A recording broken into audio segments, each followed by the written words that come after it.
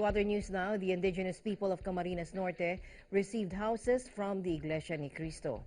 INC Executive Minister Brother Eduardo V. Manalo inaugurated the self-sustainable resettlement community in Paracale, Camarines Norte. At least 300 housing units were built in the area to accommodate the indigenous people of Kabihug. One of the recipients is the family of Lola Delia. She said at the age of 60, this is the first time that she would have a house that she could call her own. Ay, papasalamat kami dahil siya ang bumigay sa amin ng magandang kinabukasan dito. Aside from the 300 concrete housing units, the vision of an eco-farming community with a garments factory and fish drying plant have all been built here, giving a much-needed income to the people residing in this area. Ang pamamahala kasi hindi lang yung iniisip nila yung bigyan sila ng matutuluyang bahay na maayos. Sapagkat ang lagi nilang iniisip kung nandun sila, saan sila kukuha ng kanilang kabuhayan. Kaya kaalinsaban ng pagbibigay sa kanila ng tutuluyang maayos na bahay, meron din silang pagkakakitaan. Mas mabilis po silang maturuan. Opo. Half day pa lang po kahapon ay ang bilis na po namin silang maturuan. Kung ano nga po sabi namin, kung may pagtutuloy-tuloy pa talaga po ay mas mabilis namin matapos yung proseso nila. Kasi kailangan po turuan yung mga kapatid natin na para magkaroon sila ng pangkabuhay na parang sustainable. Yung maibibinta natin sa market at saka parang competitive ba sa existing na nagmamarket po ng mga tuyo. Ako'y nagpapasalamat kay Eduardo at natupad na yung kinuha nila.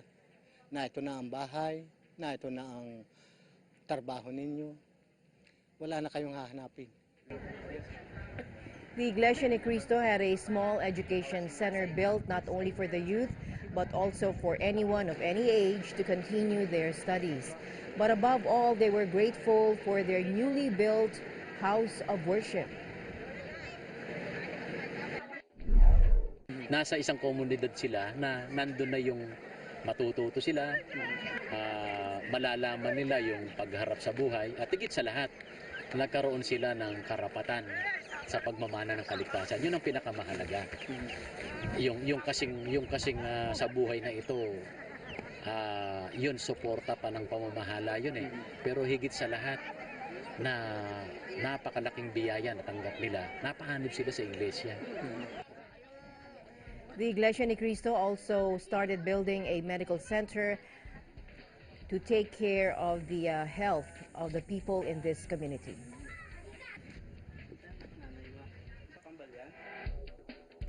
The local government officials of Camarines Norte were in awe and happy with the self-sustainable community built by the Iglesia ni Cristo for the people of Kabihug. Take a look.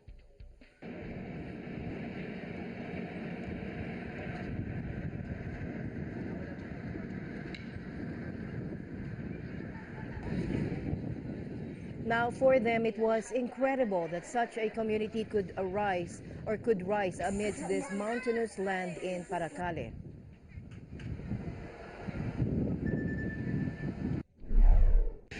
Isa lang tong nagpapatunay na sa kabila ng kahit anong dumating sa samahan ng Iglesia ni Cristo, nananatili silang matatag. So, kinukuha na namin sila ng lakas ng loob at inspirasyon na din na maging matatag at i-express ang kanilang faith sa pamamagitan ng pagtulong sa kapwa. Katulad po nito, tuloy-tuloy po ang pagnanais nilang maging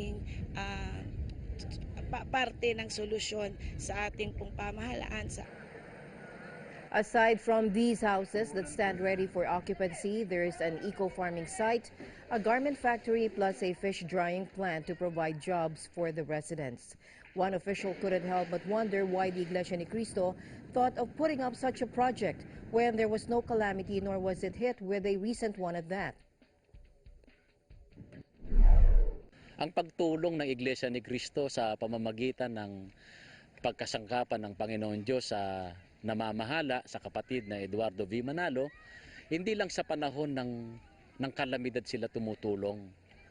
Sa lahat ng pagkakataon ay iniaabot sa kanila ng pamamahala yung tulong na kanilang magagamit. Anumang kalamidad o anumang panahon ay ipagkakaloob. Meanwhile, Camarines 1st District Congresswoman Cathy Reyes expressed gratitude for such a project, even admitting that though the government has allocated funds for them, the government never thought of putting up a project such as this for the indigenous people of Cabihog. Ito po ay talagang napaka malaking tulong sa history ng provincial ng Camarines Norte. So alam ko po on behalf of the mga kabihog natin, ang mga kababayan sa Camarines Norte, words are not enough to express their gratitude sa ating pong Iglesia ni Cristo.